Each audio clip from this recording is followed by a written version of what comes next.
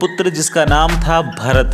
संघ का मतलब होता है राज्य तथा केंद्र शासित प्रदेश। भूमि सीमा समझौता।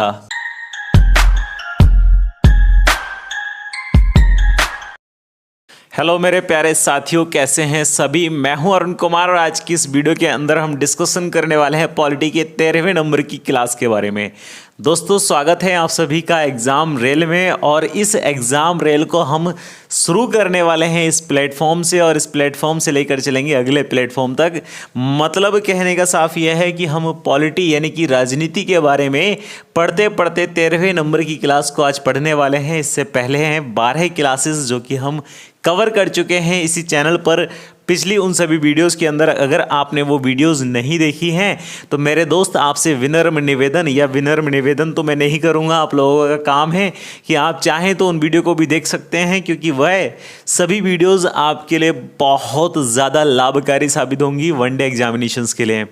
तो कोई निवेदन मैं इसलिए नहीं करूँगा क्योंकि वो आपके काम की, आपके लाभकारी चीज़ें हैं। अगर आप चाहें तो उनको देखें और अगर ना चाहें तो ना देखें, क्योंकि मेरे निवेदन करने मात्र से ही या मेरे रिक्वेस्ट करने मात्र से ही अगर आप देखेंगे तो आपको कुछ भी समझ में नहीं आएगा, और अगर आप अपने मन से देखेंगे तो आपको बहुत कुछ समझ में आएगा। ठीक है मेरे प्यारे बच्चों, चलिए आज की इस क्लास के अंदर, इस पॉलिटी के 13वें नंबर की क्लास के अंदर हम बहुत अच्छे कंटेंट को जानने वाले, और आपको जानकर भी खुशी होगी या जानकर भी इस बात का एक अलग से एहसास होगा जिसका बहुत लंबे समय से इंतजार था।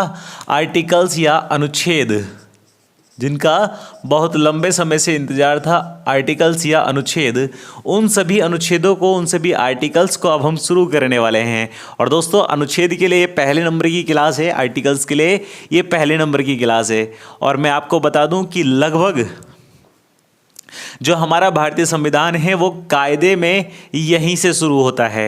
यहाँ से पहले की जितनी भी चीज़ें हैं वो हमने भारतीय संविधान को शुरू करने के लिए एक सिनेरियो के रूप में पढ़ी हैं।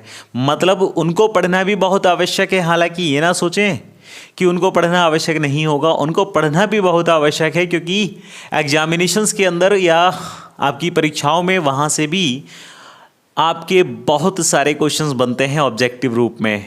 और उसके बाद जो आर्टिकल हम पढ़ेंगे, जो अनुच्छेद हम पढ़ेंगे, उन अनुच्छेदों में भी बहुत सारे क्वेश्चंस या प्रश्न बनने की पूरी संभावना होगी। तो दोस्तों, अनुच्छेद पढ़ने के बाद हमें लगने लगता है कि हम भारतीय संविधान को पढ़ रहे हैं, हम पॉलिटी को पढ़ रहे हैं, और उससे पहले कहीं फीलिंग ही नहीं आती कि हम पॉलिटी भी पढ़ रहे हैं। हालांकि वो चीज़ें बहुत ज़्यादा इंपॉर्टेंट है, उनको हल्के में बिल्कुल ना लें, उनको ज़रूर आप देखें। ठीक है, तो अनुच्छेद यानी कि आर्टिकल्स हम शुरू करने वाले हैं। लेकिन उससे पहले एक छोटी सी बात ये बता देता हूँ कि जितने भी आर्टिकल्स हैं, जितने भी अनुच्छेद हैं, वो अनुच्छेद डिवाइडेड हैं या विभाजित हैं कुछ भागों में। क्या कहा मैंने?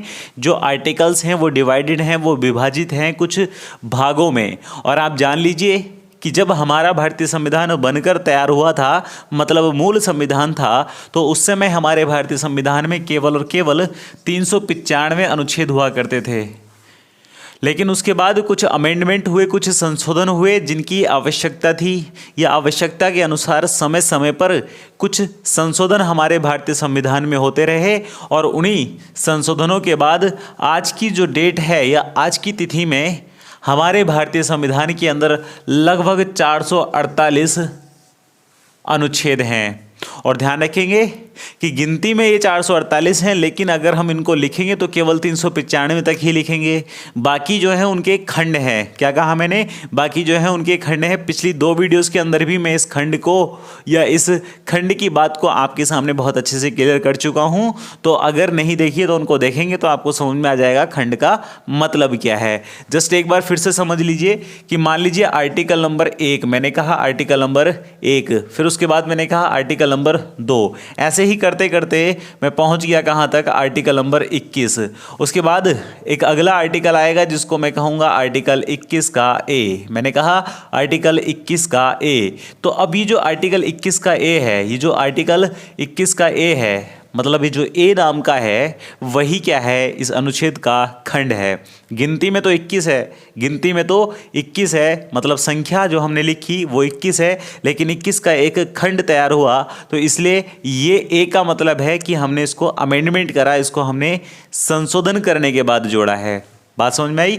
हम इसको ए भी कहेंगे या इसको हिंदी में का भी कहेंगे, डजेंट मैटर, उससे कोई भी फर्क नहीं पड़ेगा कि का कहें या ए कहें, बात एक ही है। दोनों ये क्या है, आर्टिकल 21 या अनुच्छेद 21 के भाग हैं, या यूं कहें कि उसके खंड हैं, भाग नहीं कहेंगे, खंड हैं। ठीक है, बात समझ में आई? तो इसी प्रकार से कि जो मूल संविधान था हमारा उसमें 395 आर्टिकल, 395 अनुच्छेद होते थे। वर्तमान में जो संविधान है उसमें भी 395 अनुच्छेद हैं, लेकिन खंडों सहित जो संविधान है उसमें 448 या 448 आर्टिकल्स हैं। इस बात को मैं पहले भी डिस्कस कर चुका हूं। उसके बाद ध्यान रखेंगे कि इन अनुच्छेदों को, इन आर्टिकल्स को हमने डिवाइड किया हुआ है, विभाजित किया हुआ है किसके अंदर, भागों के अंदर। और ध्यान रखें कि इन भागों को जब हम समझेंगे तो हम कहेंगे कि हमारे मूल संविधान में कितने भाग थे। तो दोस्तों ध्यान रखिए, हमारे मूल संविधान में 22 भाग हुआ करते थे, 22 पार्ट्स हुआ करते थे। लेकिन जब अमेंडमेंट हुए तो केवल अनुच्छेद या केवल आर्टिकल्स ही नहीं बढ़ाए गए, भाग भी बढ़ाए गए। तो जब भाग बढ़ाए गए तो ये भाग कुछ बढ़ाए कुछ घटाए, तो आज की डेट में हमारे पास 25 भाग हैं जो खंडों सहित हम कहेंगे। मैंने कहा खंडों सहित हमारे पास 25 भाग हैं, लेकिन हम केवल और केवल 22 भागों जिसके खंड हमें डिस्कस कर रहे हैं उनको हम समझेंगे बहुत अच्छी तरीके से। ठीक है, तो आपसे क्वेश्चन पूछा जाए कि बताइए खंडों सहित संविधान में कितने अनुच्छेद हैं, तो 448। खंडों सहित संविधान में कितने भाग हैं, तो 25। और मूल संविधान में कितने अनुच्छेद थे, तो आपके 395। और वर्तमान में मूल संविधान में कितने भाग थे, तो 22 भाग थे। दैट इज़ क्लियर और नॉट? बहुत बढ़िया। चलिए यहाँ तक की बात समझ में आ चुकी है। उसके बाद दोस्तों ध्यान रखेंगे कि किसी भी भाग के अंदर हम आर्टिकल्स को पढ़ेंगे, एक भाग के अंदर पूरा के पूरे आर्टिकल्स हमें मिलेंगे। सपोज कीजिए जैसे ही हम आपको बता दें कि सबसे पहले हम पढ़ने वाले हैं भारत का संविधान का पहला भाग। मैंने कहा भारत के संविधान का पहला भाग यानी कि भाग 1। और ध्यान रखें कि भाग 1 के अंदर जो हम अनुच्छेद पढ़ेंगे, जो हम आर्टिकल्स पढ़ेंगे, वो पढ़ेंगे दोस्तों आर्टिकल्स 1 से लेकर या अनुच्छेद 1 से लेकर अनुच्छेद 4 तक। और इसके बाद जब हम अनुच्छेद 1 से 4 तक कंप्लीट कर चुके होंगे, पूरे कर चुके होंगे, तो हम फिर अगले अनुच्छेद पढ़ेंगे जिसको हम कहेंगे अनुच्छेद 5 से लेकर अनुच्छेद 11 तक। और जो 5 से 11 तक के अनुच्छेद होंगे वो हमारे अगले भाग में यानी कि भाग नंबर 2 में आएंगे। उसके बाद 11 के बाद जो अगला अनुच्छेद होगा 12, और 12 से हम पढ़ेंगे 35 तक, तो वो आएंगे हमारे भाग 3 में। और उसके बाद हम 36 से 51 तक पढ़ेंगे कहाँ, भाग 4 में। इसी प्रकार से हम पूरे के पूरे संविधान को अनुच्छेद और भागों के अंदर डिवाइड होने के बाद पूरा कंप्लीट करेंगे या समझ लेंगे। बोलो यहाँ तक की बात समझ में आई? चले बहुत बढ़िया। तो सबसे ही पहले हम भाग 1 पढ़ेंगे या अनुच्छेद 1 से 4 पढ़ेंगे। और दोस्तों ध्यान रखेंगे कि जितने भी भाग या जितने भी पार्ट्स हम पढ़ेंगे उन भागों का एक मेन हेडिंग रहेगा, एक मेन नाम भी रहेगा।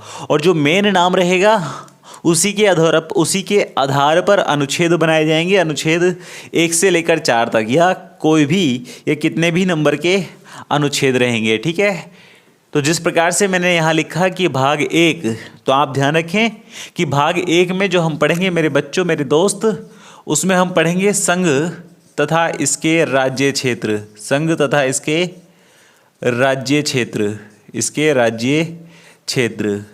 अब मतलब कहने का यह है कि जब हम भाग 1 कंप्लीट करेंगे तो इस पूरे के पूरे भाग में हम केवल और केवल बात किससे संबंधित करेंगे, संघ और इसके राज्य क्षेत्र से संबंधित करेंगे। इससे बाहर कोई भी बातचीत हम नहीं करेंगे।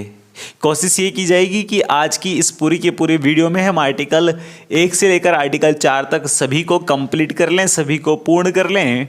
और उसके बाद अगली जो भी वीडियो रहेगी, हालांकि वो संबंधित तो रहेगी इसी भाग से, इसी कंटेंट से, लेकिन उसके अंदर हम डिस्कशन करेंगे इसी से अगला इम्पोर्टेंट पॉइंट। और दोस्तों ध्यान रखेंगे वो इम्पोर्टेंट पॉइंट रहेगा हमारे भारत में राज्यों का पुनर्गठन। हालांकि वो सारी बातें हम कल की क्लास में करेंगे या कल की वीडियो में करेंगे। आज की इस क्लास के अंदर या आज की इस वीडियो के अंदर केवल और केवल हम संघ तथा इसके राज्य क्षेत्र इस बारे में बात करेंगे और इसके लिए हम अनुच्छेद कहाँ से कहाँ तक 1 से 4 तक पढ़ेंगे। बोलो यहाँ तक ये बात क्लियर है? अगर क्लियर है तो आप फटाफट से लाइक का बटन दबाकर वीडियो को लाइक कर दें और कमेंट बॉक्स में अपनी राय हमें बता सकते हैं। साथ ही जितना हो सकेगा उतना उस वीडियो को शेयर करेंगे और शेयर करने के बाद चैनल पर जो लोग भी नए आए होंगे वो चैनल को सब्सक्राइब करेंगे। बात समझ में आ गई? बस ये 3 काम आपको करने हैं, फटाफट से कीजिए। चलिए कहानी को शुरू करते हैं और आप लोग स्क्रीनशॉट लेते हुए चलें ताकि प्रिपरेशन करने में या नोट्स को प्रिपेयर करने में कोई भी प्रॉब्लम, कोई भी दिक्कत का सामना आपको ना करना पड़े। दोस्तों सबसे ही पहले हम पढ़ेंगे अनुच्छेद 1 के बारे में, आर्टिकल 1 के बारे में। और एक खास बात ये मैं आपको बता दूं कि YouTube पर आपको एक ऑप्शन मिलता है कि आप स्पीड अगर आपको कम लग रही है तो आप ज़्यादा कर सकते हैं और ज़्यादा लग रही है तो कम कर सकते हैं। ठीक है, चलिए तो अनुच्छेद 1 में क्या कहा गया है? इसमें कहा गया है दोस्त, बहुत ध्यानपूर्वक समझेंगे। इंडिया, मैंने कहा इंडिया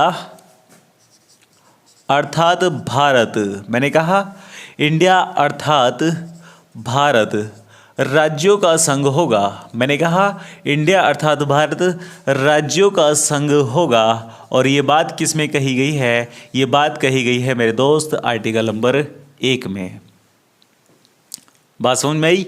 इंडिया अर्थात भारत राज्यों का संघ होगा, ये बात हमें पता चलती है हमारे अनुच्छेद 1 से।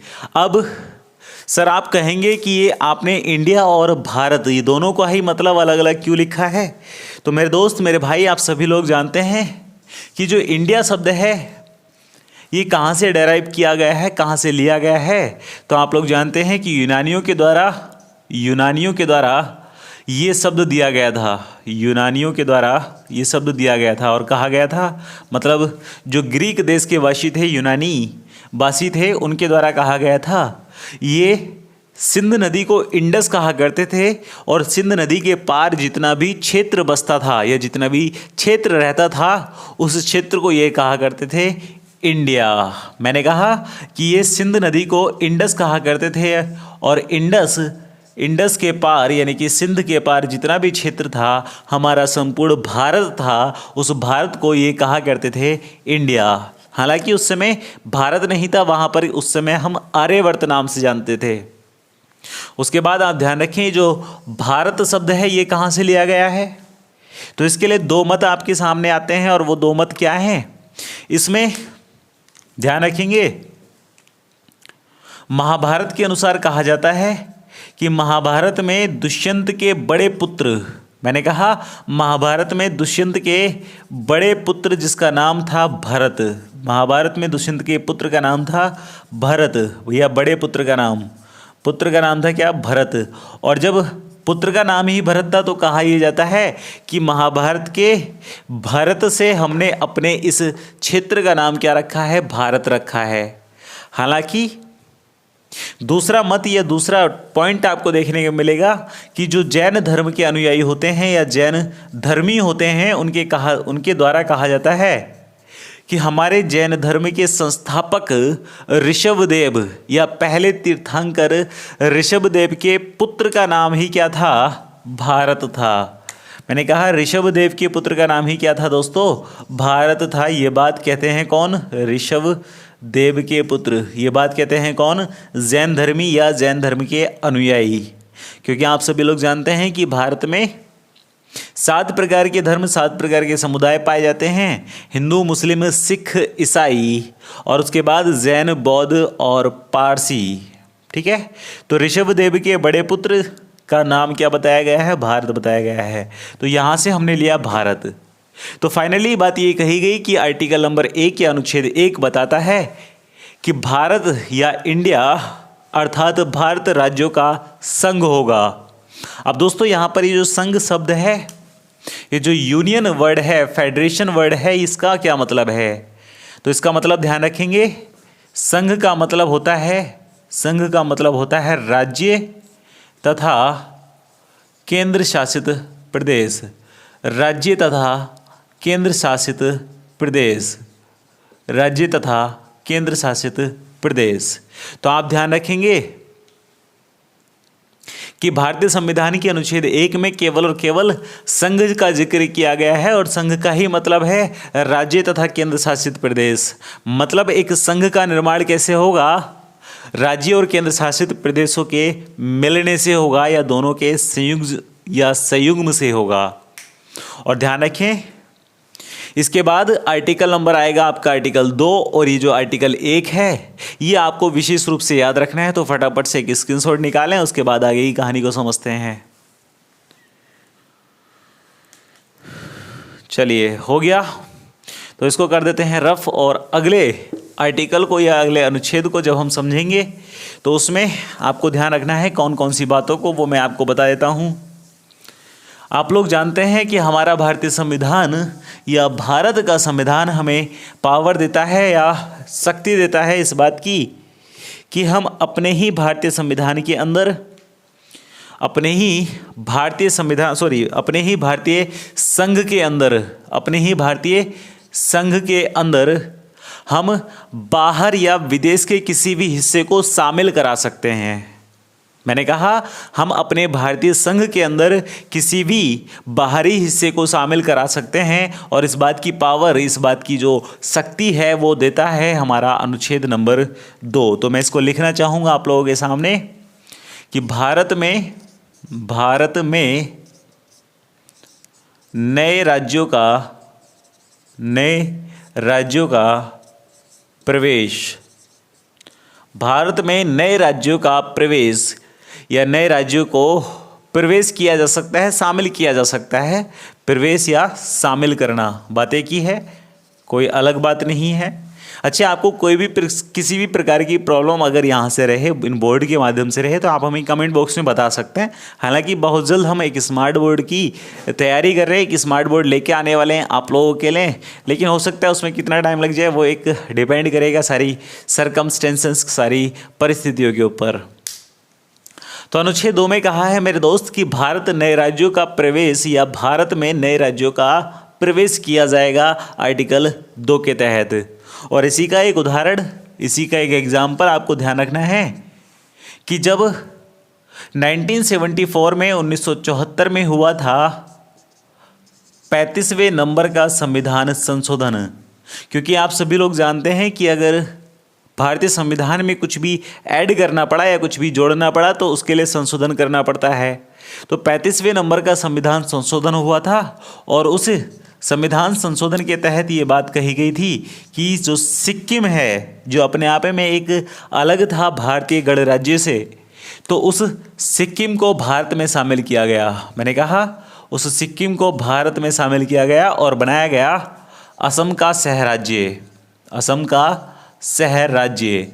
और दोस्तों ध्यान रखेंगे कि 1974 में तो 35वां संविधान संशोधन हुआ था जिसमें सिक्किम को असम का शहर राज्य बना दिया गया, लेकिन अगले ही वर्ष 1975 में 36वें नंबर का संविधान संशोधन हुआ या अगला संविधान संशोधन हुआ, और उस 36वें संविधान संशोधन के तहत ये जो सिक्किम का शहर राज्य था या को स्टेट था, इसी को बना दिया गया भारतीय संघ का 22वां राज्य, भारतीय संघ का 22वां राज्य। कौन? सिक्किम। ठीक है, तो भारतीय संघ का 22वां राज्य सिक्किम बनाया गया 36वें संविधान संशोधन 1975 के तहत। और ये अनुच्छेद 2 से ही प्रेरणा यहाँ पर ली गई है कि संविधान में संशोधन कर कर हम किसी भी नए क्षेत्र को अपने भारतीय संघ में शामिल कर सकते हैं। आप ध्यान रखेंगे कि सिक्किम ही एक ऐसा राज्य है जो जनसंख्या की दृष्टि से सबसे छोटा राज्य है, जनसंख्या की दृष्टि से सबसे छोटा राज्य है, सबसे छोटा राज्य है। और मोस्टली स्टूडेंट्स जानते हैं कि क्षेत्रफल की दृष्टि से सबसे छोटा राज्य कौन सा है, तो वो है गोवा। और आप ये भी जानते हैं कि जनसंख्या की दृष्टि से सबसे बड़ा राज्य कौन सा है, तो वो है अपना उत्तर प्रदेश। और आप ये भी जानते हैं कि क्षेत्रफल की दृष्टि से सबसे बड़ा राज्य कौन सा है, तो वो है आपका राजस्थान। ठीक है, चलिए यहाँ तक की कहानी समझ में आ चुकी है। इसको भी स्क्रीनशॉट निकालेंगे अनुच्छेद 2 का, और उसके बाद हम बात करेंगे अनुच्छेद 3 के बारे में, आर्टिकल 3 के बारे में। तो अगर आप स्क्रीनशॉट ले चुके हैं तो आगे की कहानी को कैरी ऑन कराते हैं, और फटाफट से आप बीच बीच में इन चीज़ों को लेकर थोड़ा सा रिलैक्स भी होते रहें, क्योंकि बहुत सारी चीज़ें हैं, रटनी नहीं है, बहुत आराम से याद हो जानी है। तो केवल और केवल याद करनी है, रटने की कोई भी आवश्यकता यहाँ पर नहीं है। चलिए दोस्त, अनुच्छेद 3 के बारे में चर्चा कर लेते हैं, 3 के बारे में बात कर लेते हैं। तो यहाँ पर क्या कहा गया है मैं आपको बता देता हूँ। अनुच्छेद 3 में क्या कहा गया है, ध्यान रखेंगे। अनुच्छेद 3 में कहा गया है कि भारत के किसी भी राज्य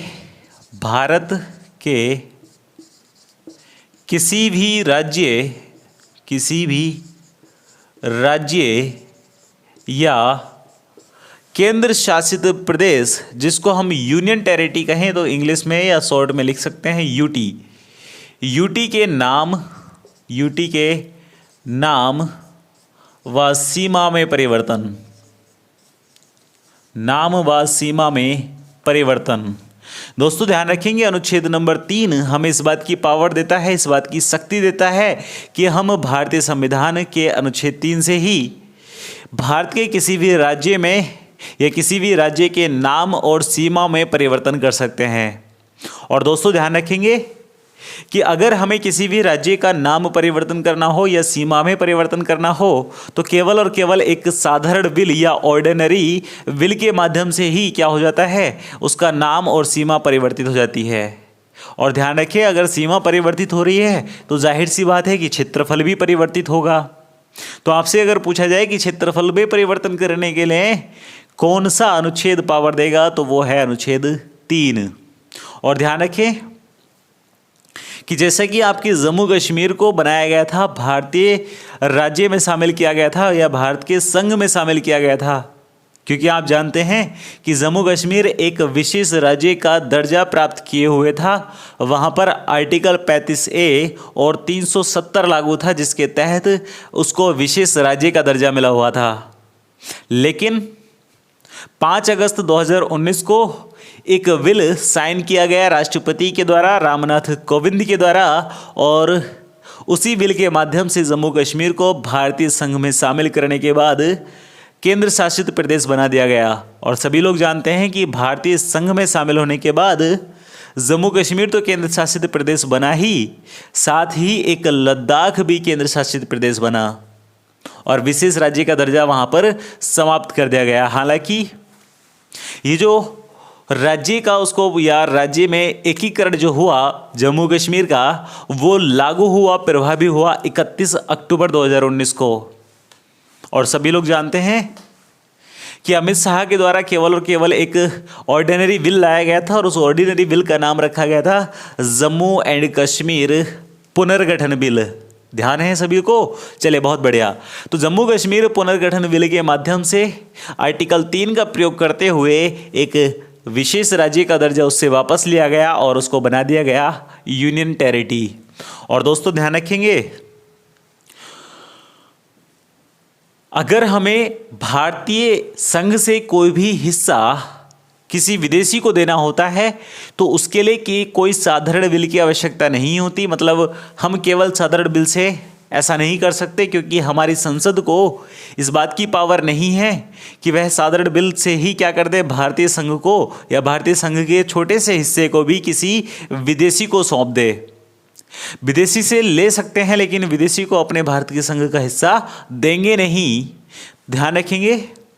तो अगर हमें भारतीय संघ को या भारतीय संघ का छोटा सा हिस्सा भी किसी विदेशी को देना होता है तो उसके लिए हमारे पास कोई भी पावर नहीं है। उसके लिए अमेंडमेंट करने की आवश्यकता पड़ती है, संशोधन करने की ज़रूरत पड़ती है।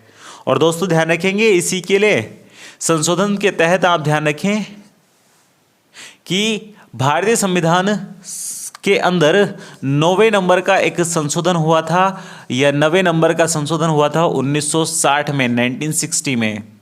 और ये जो 9वां संविधान संशोधन हुआ था 1960 में, इसी के तहत आप ध्यान रखें एक क्षेत्र आता है वेरूबारी क्षेत्र, और ये जो वेरूबारी क्षेत्र है ये सौंपा गया था किसको? पाकिस्तान को। मतलब हमने अपने भारतीय संघ का एक क्षेत्र वेरूबारी सौंप दिया था पाकिस्तान को 9वें संविधान संशोधन के तहत, जो हुआ 1960 में। और दोस्तों इसी से मिलता जुलता एक संविधान संशोधन और हुआ था जिसको हम कहते हैं 100वें नंबर का संविधान संशोधन। हालांकि आप लोग जानते हैं अभी तक भारतीय संविधान में 105 बार क्या हो चुका है? संशोधन हो चुका है ना। तो जो 100वें नंबर का संविधान संशोधन हुआ 2015 में, इस संविधान संशोधन के तहत आप ध्यान रखेंगे बांग्लादेश और पाकिस्तान के बीच, बांग्लादेश और भारत के बीच एक समझौता हुआ था जिसको हम कहेंगे LBA, मतलब land boundary accord. Land boundary accord या अमेंडमेंट तो नहीं कहेंगे, केवल समझौता है। अकॉर्ड का मतलब ही समझौता होता है। इसको हिंदी में कहेंगे तो इसको कहेंगे भूमि सीमा समझौता। और दोस्तों ध्यान रखेंगे कि ये जो भूमि सीमा समझौता हुआ, इसी भूमि सीमा समझौता के तहत भारत और बांग्लादेश के बीच कुछ गांव ऐसे हुआ करते थे जो भारत और बांग्लादेश के बीच प्रवाहित नदी के कारण कभी वहाँ के लोग पाकिस्तान की सीमा, फिर से पाकिस्तान क्यों नाम याद आ रहा है, बांग्लादेश की सीमा में शामिल हो जाते थे और कभी भारत की सीमा में। तो इसी के तहत ये अकॉर्ड हुआ, ये समझौता हुआ 2015 में 100वें संविधान संशोधन के तहत। और उस संविधान संशोधन में तय किया गया कि भारत के 111 गांव शामिल होंगे किसमें? बांग्लादेश में। और बांग्लादेश के 51 गांव शामिल हो जाएंगे किसमें? भारत में। तो बस इतना आपको ध्यान रखना है। ये हुआ था किसके तहत? आर्टिकल 3 के तहत। फटाफट से स्क्रीनशॉट निकाल लीजिए जल्दी से और नोट डाउन कर लीजिएगा। ठीक है, चलिए आगे चलते हैं। तो यहाँ तक की कहानी अगर आपको समझ में आ चुकी है तो उसके आगे की कहानी को ज़रूर ध्यान से समझें। मतलब एक बार फिर से मैं बता देता हूँ कि भारत में किसी राज्य का सीमा व नामों में परिवर्तन हो सकता है आर्टिकल 3 के तहत। और इसी के यूज़ करते हुए, इसी का प्रयोग करते हुए जम्मू कश्मीर का नाम बदल गया और उसको जम्मू और कश्मीर अलग कर दिया गया। और ध्यान रखें लद्दाख वहाँ पर यूनियन टेरिटरी और जम्मू कश्मीर को भी, जम्मू कश्मीर अलग नहीं किया गया, मतलब जम्मू कश्मीर को क्या बना दिया गया? विशेष राज्य का दर्जा समाप्त करके केंद्र शासित प्रदेश बना दिया गया। ठीक है, चलिए आर्टिकल नंबर 4 अनुच्छेद नंबर 4 जिसके तहत आप ध्यान रखेंगे कहा गया है बहुत छोटी सी बात, और वो छोटी सी बात अपने आप में एक बड़ी वैल्यू रखती है। और बड़ी वैल्यू क्या है? आर्टिकल 4 में कहा गया है मेरे दोस्त कि यदि कोई भी बिल ऐसा लाया जाता है जो अनुच्छेद 3 को प्रभावित करता है तो उसको संसद के द्वारा पास कराना होगा। या यूं कहें अनुच्छेद 4 में कहा गया है अनुच्छेद 3 का संरक्षण, एक लाइन में अगर हम कहें, ठीक है, अनुच्छेद 4 में अनुच्छेद 3 का संरक्षण या आर्टिकल नंबर 3 के संरक्षण की बात कही गई है।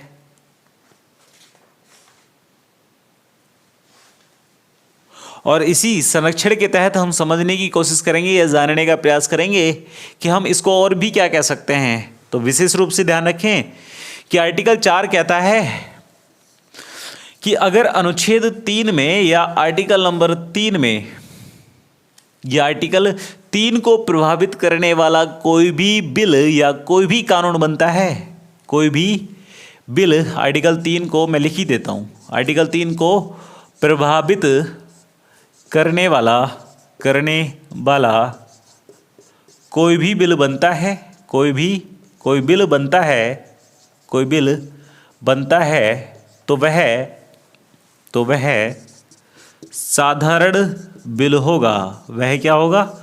साधारण बिल होगा।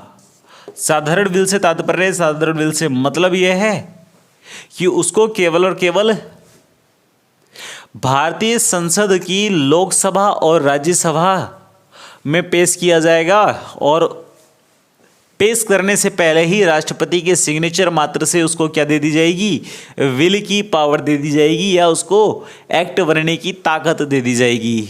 बात समझ में आई? मतलब अनुच्छेद 3 को प्रभावित करने वाला कोई भी कानून लाया जाएगा तो उसको केवल साधारण बिल के माध्यम से ही पास कर दिया जाएगा। और साधारण बिल क्या होता है कि राष्ट्रपति ने सिग्नेचर किए और एक पब्लिक नोटिस जारी करने के बाद उसको बता दिया गया देश की जनता को कि अब ये बिल बन चुका है और वो केवल और केवल बनाया जाएगा अनुच्छेद 3 के तहत। ऐसा नहीं है कि आप कोई भी या किसी भी प्रकार के बिल को साधारण बिल से पास करवा दें। तो बहुत जाहिर सी बात है कि केवल अनुच्छेद 3 को प्रभावित करने वाला बिल, ठीक है। और अनुच्छेद 3 क्या था कि नए राज्यों या नए राज्यों में सीमा परिवर्तन। हाँ, ध्यान रखें, आर्टिकल 3 सीमा परिवर्तन भी कहेगा और ये भी कहेगा कि नए राज्यों का गठन, नए राज्यों का गठन। अब भाई साधारण सी बात है, जब सीमा परिवर्तन हो रही है तो क्षेत्रफल में भी परिवर्तन हो रहा है और हो सकता है एक नया राज्य बना दिया जाए। जैसे आप लोग जानते हैं आंध्र प्रदेश से बनाया गया था कौन सा, तेलंगाना। ध्यान है ना, 2014 में 2 जून 2014 को, है ना, ठीक है। तो चलिए बाकी दोस्त, यहाँ तक की कहानी को आज की इस वीडियो के अंदर माध्यम से हमने समझा आर्टिकल 1 से लेकर आर्टिकल 4 तक। आप पहले तो स्क्रीनशॉट निकालें, उसके बाद बताते हैं क्या बताना है आपको। फटाफट से स्क्रीनशॉट ले लें। चलिए, हो गया। अब बात यह है कि जो आर्टिकल 1 से 4 तक हमने कहानी को समझा है, उसके बाद हम जानेंगे कि हमारे भारत में राज्यों का पुनर्गठन कैसे हुआ, राज्यों का निर्माण कैसे हुआ। सभी लोग जानते हैं आज की डेट में, आज की तारीख में हमारे भारत के अंदर 28 राज्य और 8 केंद्र शासित प्रदेश हैं। अगर किसी को ना पता हो तो वो कंफ्यूज ना हो कि सर ने 8 केंद्र शासित प्रदेश क्यों बनाए, हमारे पास तो 9 केंद्र शासित प्रदेश हैं। तो दोस्तों, राज्यों के पुनर्गठन जब हम समझेंगे तो सारी एक एक बात को जान लेंगे कि किस प्रकार से अब हमारे पास केवल और केवल 8 ही केंद्र शासित प्रदेश बचे हैं, क्योंकि दादरा नगर हवेली और दमन दीव को बना दिया गया है एक, है ना। चलिए, बहुत बढ़िया। तो आप मेरे भाई दोस्त बने रहिए हमारे साथ और अगली वीडियो के अंदर हम राज्यों के पुनर्गठन की बात करेंगे, जो सरदार वल्लभ भाई पटेल या सरदार वल्लभ भाई पटेल की सूझबूझ से होगा और उन्हीं के द्वारा विलय पत्र भेजे जाएंगे। क्योंकि सभी लोग जानते हैं 565 से अधिक या 560 से अधिक अलग अलग बातें हैं इसके बारे में। 560 से अधिक हमारे देश में देशी रियासतें हुआ करती थी जिनका विलय किया गया था एक दूसरे में, और विलय करने का जो श्रेय है वो केवल और केवल सरदार वल्लभ भाई पटेल को जाता है। और उसके बाद हमारे भारत में राज्यों का पुनर्गठन होना शुरू हुआ भाषा के आधार पर। तो वो पूरा प्रोसेस क्या है, कौन कौन सी समितियां बनाएगी, एस्केधर समिति, जेबीपी समिति, फजल अली खां समिति। तो ये जो समितियां हैं इन्हीं के आधार पर हम बात करेंगे राज्यों के पुनर्गठन की अगली ही क्लास में और अगली ही वीडियो में। तो आप इस वीडियो को जितना हो सके उतना शेयर करें अपने दोस्तों के साथ और उस करें और बराबर में बेल आइकन का बटन उसको भी प्रेस करें। बाकी वीडियो पसंद आए तो वीडियो को लाइक करें, कमेंट बॉक्स में अपनी राय हमें बताएं। मैं हूं अरुण कुमार, आप देखते हैं एग्जाम रेल और एग्जाम रेल के इस सफर को आज हम यहीं पर समाप्त करते हैं। Take care, all the way, जय हिंद, जय भारत। पढ़ते रहें, सलामत रहें।